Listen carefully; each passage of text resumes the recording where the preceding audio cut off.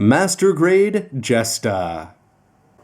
Hey, what's up again, everybody? It's Robert184, 2Rs2Bs, gundam.tk, wrapping up my look at the Master Grade 1100, the Jagan there that you can see spinning into view, red eye and all. Anyway, it's time for all the good and bad things that I could pick out for this kit so that you can make your own call as to whether this is something you want to add to your Gundam UC collection.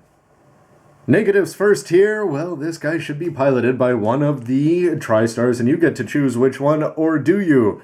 Because in terms of the plastic pilots that they're going to be including, both in standing and sitting inside the cockpit, it's just going to be generic Londo Bell, and that just comes across as being a little bit disappointing. The kind of thing that you expect with the black TriStars from the Zaku 2 days is just to have some differentiation here. Just seems like an opportunity lost. Will they fix it with the cannon? That remains to be seen. In terms of stability, you're going to have to be careful. I've had the side skirts fall off a couple times, the rear skirts fall off, and the fingers here. Yes, these hands are emotive, but you might be emoting something else if you lose them and have to try to order replacements. Just going to be a pain. So you want to keep a close eye on those and just maybe not bend them all the way in. Something that's sort of funny about this guy is he's got Eileen possibilities. He is going to be Eileening if you're not careful. For two reasons. First of all, you can rotate the hips down there. So if you've got one up and one down and he's not posing properly, check those.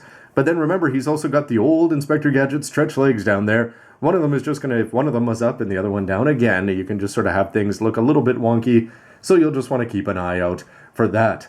The hand grenades, that is going to be disappointing. I understand completely for a high-grade Universal Sentry. The fact that they've got that color differentiation there, incredible. The Master Grade, well, they've got the exact same thing, but that's the problem. This is a Master Grade, and you're spending more than double the price. You'd expect that these kind of weapons would be able to, yes, it's got a nice little pocket opening mechanism, but at the end of the day, even if they just included single ones or something like that, or have a one separate one and then a 3 attachment or a 2 attachment, so you could have the 2 attached on there while the other one is just loose in the hand. Something, it just seems like there's tons of possibilities, and they ignored all of them.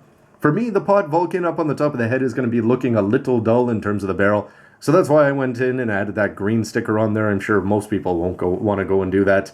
And in terms of the coloring, it sort of seems disappointing that the Pro one that's painted all around the box, if you focus in on the head as it spins around there, is showing him with very dark circles under there.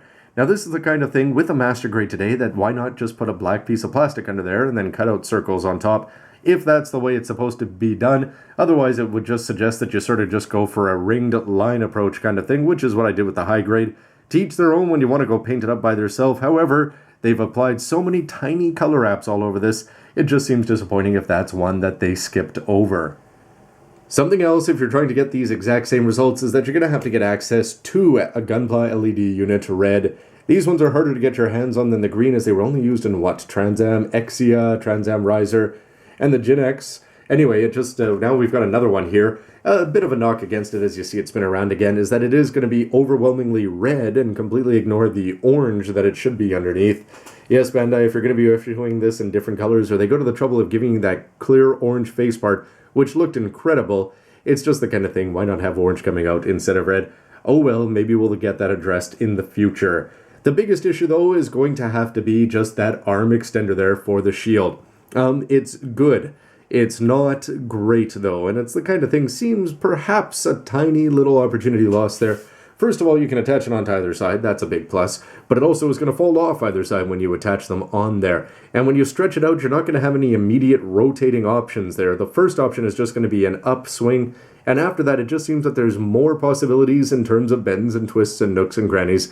Anyway, you get the idea that there could have been done more. It does do a very good job of getting it stretched out there for the arm. It's going to be a little bit awkward. With a few more points of articulation, it could have been near perfect. But are there positives? Yes, well, he's leaping off the ground here to show you them. First of all, first impressions when you see the box there, it's going to be a small Master Grade, so you might think it's pricey. $4,000, well, you'll have to decide whether that's in the good or the bad column there. However, when you see the cover and you get to see the 3 TriStars there, it's just going to make you want to get the whole team. Bandai's been clever since back in 1980 with this kind of thing. Seeing the base jabbers underneath them could even add more play options. And the Jesta cannon, it's just going to be mouth salivating in terms of the prospect of having the proper team out there.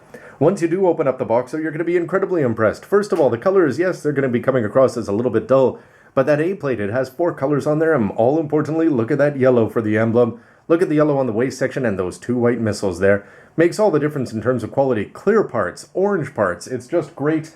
And is there an over-reliance on seals? Well, it's the exact opposite. You're getting one single, 3mm by 3mm, and it's properly carved, by the way, when you want to put it on the left side of the head. For seals, everything's going to be done in plastic exactly as you'd expect, and the high grade set a high bar for this, and the master grade has gone ahead and smashed it. The manual is solid with lots of fun information inside of it, but when you get to the build, that inner frame is going to be very good. I'm not going to say it's great.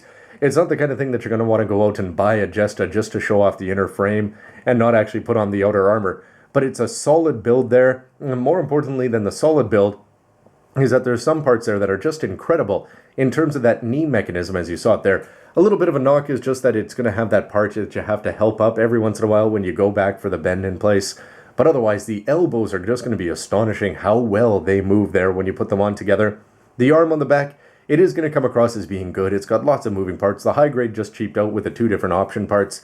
This one's going to go far away from that. The movable main thrusters on the back work great. The chest section and the cockpit open up very well, widely revealing the generic pilot on the inside there. And the arms, everything from the play options. The beam saber, the fact that you can reach across with those emotive hands and pull it out there. And then you actually have the magazines there. Look at it like you can just have him dropping it and plugging in a new one as he's got over 3 over there. Yes, you probably might need a modeler's knife to pop them out kind of thing. If you were in the heat of battle, something he's not going to have to deal with. But overall, the play options between the beam rifle, which is going to be looking solid despite the fact that it's just monocolor there. A little bit of blacking might help it. And the shield there with the multicolors, the 2 shades of blue on the front, the solid gray internals, the insides of the waistskirts being done up just pro style as they've got solid gray parts in there. The shoulders are a treat to build, and the head with the asymmetry with the cool parts on the left and the right. Everything about this kit just screams quality. And then you get to go ahead and add in the fact that you can just throw in a red LED there, and he's going to go from good to great. Now, it's a little bit disappointing that the neck is going to come across as being slightly loose.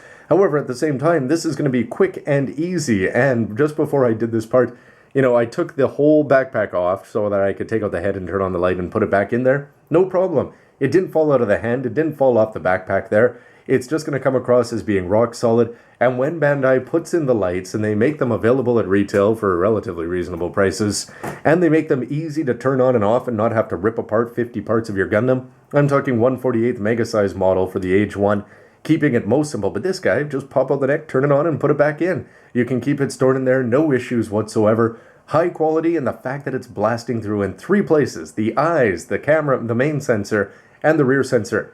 This is where we've wanted master grades to be going, and this is where master grades have arrived. And I haven't even started to talk about the different poses you can pull off. You've seen them on the ground, you've seen them on the air. The flat feet are just incredible. You can do all sorts of different things, and you've got play options with the hips and the extendo legs down there. Every single thing that you're going to try to do with this guy is going to come across as being fun, easy to get there, not frustrating in the least, and it's the kind of thing that it's going to make you want to pose this guy more and more. There's so many options, and they're so easy to get there, and as you can tell, this is all going to be leading to an overwhelmingly positive verdict here. Look for this towards the end of the year on the best of the year kits, even though this is only going to be April. And this is coming from a guy, I want to go out and build my lead Gundams, and I've never been a gym buyer and buying 50 different gym variants and version 2.0s or not. It's just never had that much appeal for me. Gundam Unicorn though, with the Rizal now and this one, I love this kit in high grade Universal Century, and I love it even more in Master Grade. 4,000, it's approaching that habitable zone there for exoplanets in terms of posability and stability here. He is just going to be fun, and he captures the power of the anime, whether you like these characters or not, whichever side you're cheering for in the conflict. Anyway, this kit absolutely nails so many important things that the minor parts you can definitely get past and only focus on the positives, and ultimately, does it capture the power of the anime? A more important question in this case is, does it capture more than 4,000 from your pocket? The answer for me, if they put out a Jesta cannon, is definitely yes, and if you're gonna get 2, well then you might as well get all 3 stars here. So where do we go from here in terms of future speculation? Well, he's got a solid high-grade Universal Century and the cannon variant. Just seeing the plates laid out here and the build and all the different details that they've got, including in the front skirts there. A cannon's going to be inevitable. Can't wait for that. But where else could he go? Real grade, perhaps? Of course, we haven't seen too much. Well, we haven't seen anything from Unicorn, and they may be focusing so much as they're selling well in HGUC, propping up that line, and in Master Grade that we may not see it for a long time in the smaller 1/144th scale again. But how does this bode for other mobile suits? If they were to put out a Jagan for, let's say, 3,000 or 3,500 yen, and then a Stark Jagan variant for 4,000 or 4,500, you know that there's a lot of people that would go for it, and even me now, after putting this kit together, the solid build and the fun that went into the design, you can just see it permeating throughout every aspect of this kit, and I hope that it came through in the review as well.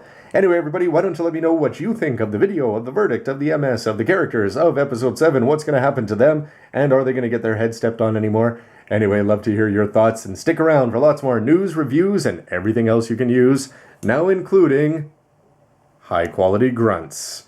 Thanks for watching.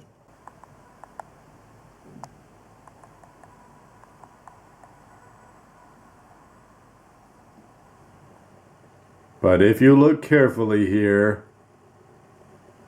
just how awesome is this shield mechanism?